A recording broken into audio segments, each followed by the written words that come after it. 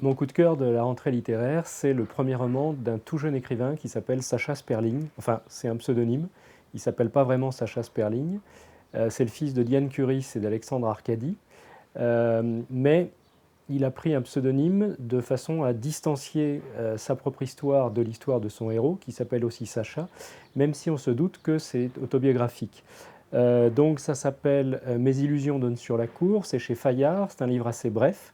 Donc le Sacha en question a 14 ans, son père n'est pas très présent dans sa vie, sa mère est une espèce d'ancienne babacool photographe qui s'occupe pas vraiment de lui, tout ce qu'elle sait faire c'est de lui donner du fric à la place de l'amour.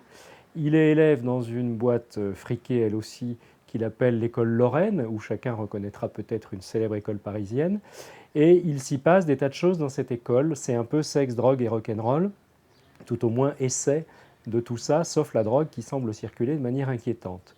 Le Sacha en question euh, mène sa petite vie perturbée et commence à faire des bêtises, surtout le jour où il rencontre un certain Augustin, qui est un peu plus mûr que lui, qui est surtout beaucoup plus dépravé, beaucoup plus pervers, et qui va entraîner donc Sacha dans un tas de bêtises de plus en plus graves.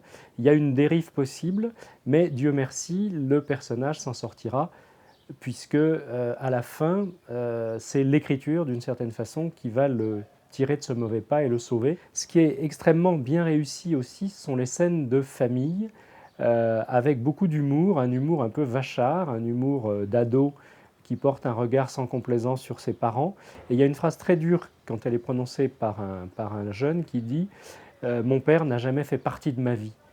Donc on est là dans un mélange de cruauté, de tendresse à la fois, euh, d'autobiographie, le tout transcendé par une écriture. Donc il m'a semblé que c'était vraiment le premier roman qui ressortait de cette rentrée. Il y a une petite voix et ça serait bien que cette petite voix, on l'écoute.